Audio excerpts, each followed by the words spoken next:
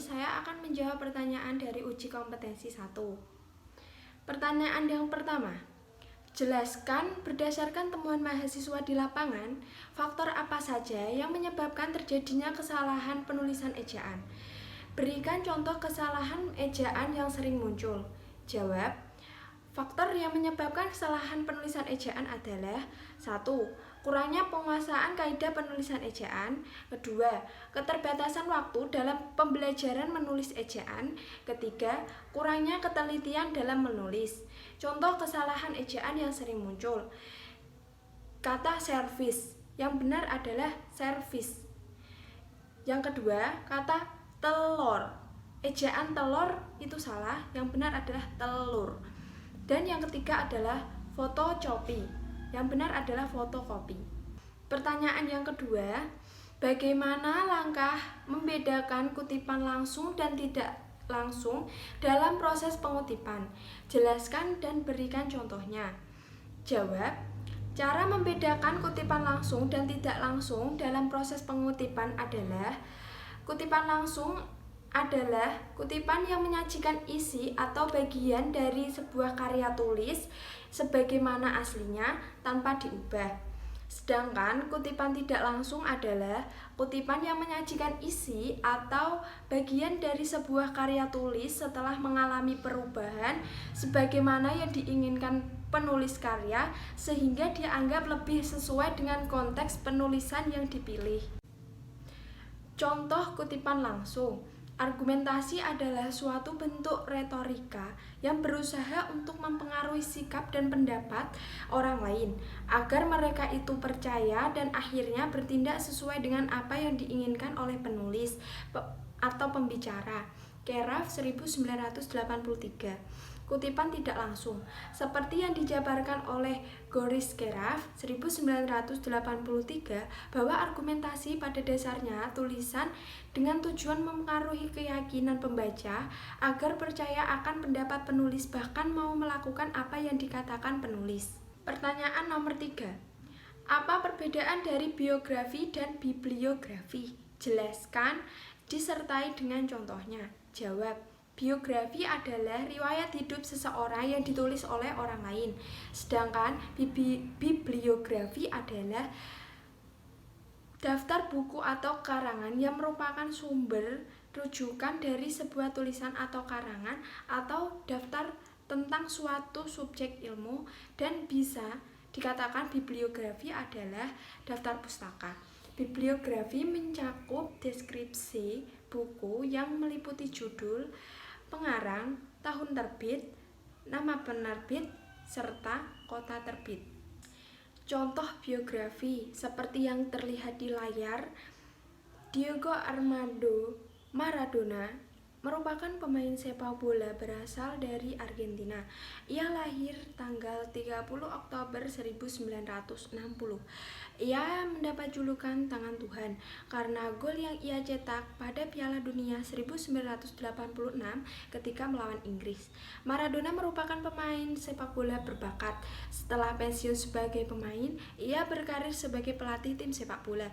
Beberapa yang pernah ia latih antara lain tim nasional Argentina, klub bola Always, Tekstil Mandiu, Dorados, Racing Club, dan Fujairah. Sampai saat kematiannya pada 25 November 2020, ia menjabat sebagai pelatih tim Gimnasia La Plata. Contoh penulisan bibliografi dari buku Ibeng Pramana A.N. 1985 Bintang Nusantara Jakarta 2 Gramedia Depdikbud 1989. Pertanyaan nomor 4. Apa perbedaan makna antara kata pukul dan jam? Jika dilihat dari penggunaan untuk menunjukkan kata pergantian waktu, jelaskan disertai dengan contoh kalimatnya. Jawab, kata pukul berarti saat atau waktu. Kata tersebut dipakai saat menyatakan waktu tertentu dalam suatu hari yang disertai jam dan menit. Contoh penggunaan kata waktu sebagai berikut. Rapat itu akan dimulai pukul 10 tepat atau 10.00. Dan kata jam mengandung arti, masa atau jangka waktu, dan benda petunjuk waktu. Contoh penggunaan kata jam dalam kalimat. Pelajaran akan berlangsung selama 2 jam.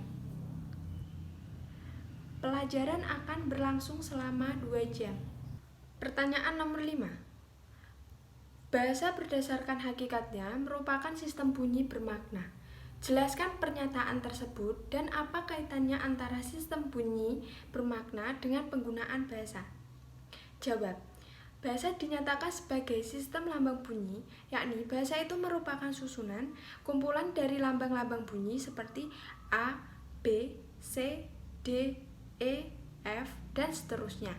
Dinyatakan sebagai sistem karena lambang-lambang bunyi harus disusun berdasarkan pola kebahasaan yang telah disepakati oleh masyarakat pemakai bahasa sehingga lambang-lambang bunyi tersebut memiliki makna atau bermakna. Pertanyaan nomor 6. Mengapa sering terjadi kesalahan penulisan tanda koma? Jelaskan disertai 5 contoh kesalahan tersebut. Jawab. Karena pengaruh bahasa ibu terhadap bahasa kedua lingkungan tempat tinggal siswa, kompetensi bahasa Indonesia siswa yang rendah, sikap siswa yang kurang peduli akan penggunaan bahasa Indonesia yang baik dan benar, dan rendahnya minat baca siswa. Contoh penulisan tanda koma. 1. Saya hanya membawa bolpoin, pensil, dan penghapus. Salah. Saya hanya membawa bolpoin, pensil, dan penghapus. Itu benar. Yang kedua, Bella sangat pintar matematika tetapi, sangat susah untuk diajak bercanda. Itu salah. Bella sangat pintar matematika, tetapi dia susah untuk diajak bercanda. Itu benar. Yang ketiga, agar memiliki wawasan yang luas, kita, harus banyak membaca buku. Salah. Agar memiliki wawasan yang luas, kita harus banyak membaca buku. Benar. Yang keempat, mahasiswa itu rajin dan pandai, oleh karena itu dia memperoleh beasiswa belajar di luar negeri. Itu salah. Yang benar, mahasiswa itu rajin dan pandai, oleh karena itu, dia memperoleh beasiswa di luar negeri. Yang kelima, ayah pergi ke sawah sedangkan, ibu pergi ke pasar. Salah. Yang benar, ayah pergi ke sawah, sedangkan ibu pergi ke pasar. Nomor 7. Apa perbedaan dari makna dari tanda titik 2 dengan titik koma? Jelaskan disertai contoh penggunaan tanda tersebut yang benar. Jawab. Tanda titik 2 dipakai pada akhir suatu pernyataan lengkap yang diikuti pemerincian atau penjelasan. Contoh, hanya ada 2 pilihan bagi para pejuang kemerdekaan titik 2, hidup atau mati. Mereka memerlukan perabot rumah tangga titik 2, kursi, meja, dan lemari. Tanda titik koma dapat dipakai sebagai pengganti kata penghubung untuk memisahkan kalimat setara yang satu dari kalimat setara yang lain dalam kalimat majemuk. Contoh, hari ini telah gelap, Budi masih membaca buku. Yang kedua, ibu sedang memasak, ayah membaca buku,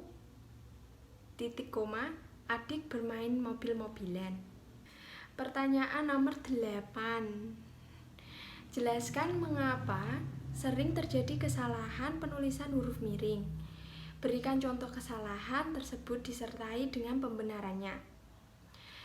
Jawab, karena kurangnya pemahaman tentang kaidah penulisan huruf miring atau dapat juga disebabkan kurangnya ketelitian penulis. Huruf miring digunakan untuk menuliskan judul buku, nama majalah, dan nama surat kabar yang ada dalam sebuah kalimat.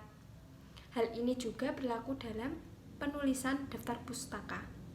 Contoh, salah satu novel Eka Kurniawan yang paling terkenal adalah Lelaki Harimau. Ditulis dengan tidak miring, kata lelaki harimau itu salah. Yang benar adalah salah satu novel Eka Kurniawan yang paling terkenal adalah Lelaki Harimau dengan judul bukunya novelnya Lelaki Harimau itu miring, bercetak miring. Pertanyaan nomor 9. Jelaskan bentuk kesalahan penulisan konsonan dan vokal pada karya tulis ilmiah. Berikan contoh kesalahan tersebut disertai dengan pembenarannya. Jawab. Kesalahan huruf konsonan dan vokal biasanya dipengaruhi oleh kata baku dan tidak baku, adanya pengurangan kata, serta adanya penambahan kata. Contoh, 1. Kesalahan penulisan huruf vokal. Kata resiko menjadi risiko. Yang kedua, kesalahan penulisan huruf konsonan. Kata zaman menjadi zaman. Sekian dari video kali ini. Apabila ada salah-salah kata, mohon dimaafkan. Wassalamualaikum warahmatullahi wabarakatuh. Bye.